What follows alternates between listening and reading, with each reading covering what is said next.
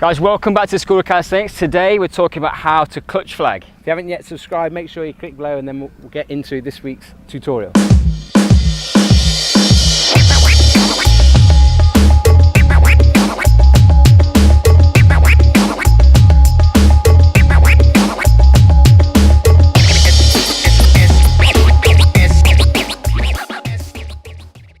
So obviously we've got Jacko, head of human flags. I'm going to make him earn some money today and actually show us a few progressions. So we're going to start off talking about why the clutch flag is an easier progression than the full human flag. So do you want to give us a demo of that first? So in a full flag, we're taking a super long lever angle, so the feet effectively are a long way away from the hands, as far as they can be, which means that the force and the strength required around the joints is much higher. The longer the lever, the more force that's required. So now let's have a look at the clutch flag and then we'll talk a little bit about why it's an easier progression. So I'm going to get Jacko to give us a quick demo. What we're noticing is the bar is now sitting much closer into the body. We haven't got the overhead position that we had before, and we're actually creating a little bit of stability with one of these arms as well to be able to provide a rest for the body to sit on.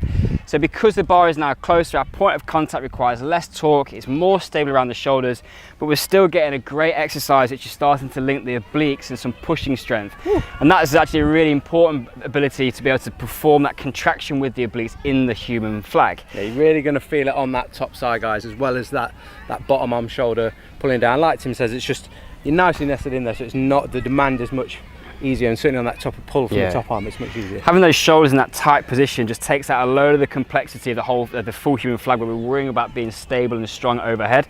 The body and the brain much prefer this position. We've got loads more strength in here, so it's a great way to kind of get into your flag training. And you get a nice picture along the way. You do get a nice photo along the way. Let's get into a bit more detail on that hand position. Guys, we're going to show you on a bar. We use these handles for full flag as you saw before, but actually all you need for a clutch flag is just a straight pole. So we're not relying on these at all. They're just going to be there for lamppost is perfect. Yeah, it's perfect for a clutch flag. All right, let's get Jacko to go through into it. So elbow is going to come nice and high, and he's going to place his armpit up against the bar.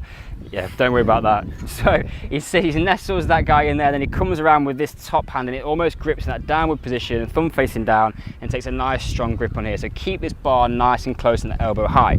The bottom hand then comes in and we're going to stick the elbow right up into the ribs and just above the pelvis there, and that's what we're going to be resting on when we get into the full movement. Good to go up onto your toes to make sure you're getting that in. Yeah, get some height in the body. And then again, downward thumb position on that bottom hand. With a force application, we're pushing both hands hard into the bar and down to be able to create that lift. So it's a real grip and a shove down on the bar. So the first progression is, can Jacko just start to put some force in, resting on that elbow and just tap the feet off the floor.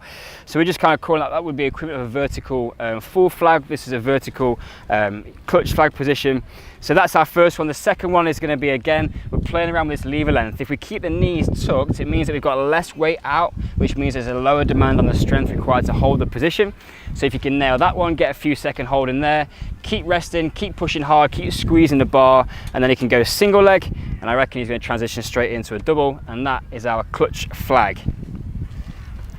So really nice progression, guys. Jacko's got that in the locker for fun. Head of human flags, we'd expect nothing less. It's a really good one for a couple of reasons. One, gets you a real nice photo, and you can start telling people you can do a flag. It's just a variation of it, and it makes you get to feel that, like, well, I've done something that's a little bit impossible. We classify that as almost like an intermediate calisthenics exercise, a progression towards that human flag.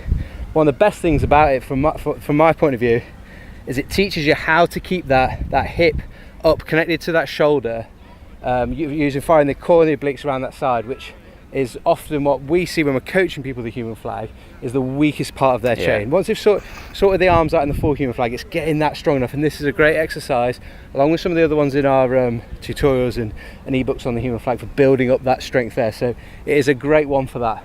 Yeah, the other thing I quite like about it is we see the grip position here. If you're going to go and learn to full flag on a straight bar rather than using handles, you need to get used to pushing down into the bar on that bottom hand. So again, it sets up loads of benefits, and nice little step on the way to your full flag. So that's I hope you've enjoyed it. I did. If you've got any questions, comment below about the flags, clutch flags, or any of the other exercises in calisthenics that you want any help with. If you haven't subscribed, make sure you click up by Tim's head so you don't miss out on any content. We've got a free beginner's guide, and that's down there if you're just getting started. And if you want to see any of our other tutorials, click up there by my head. Until next time, guys, class dismissed.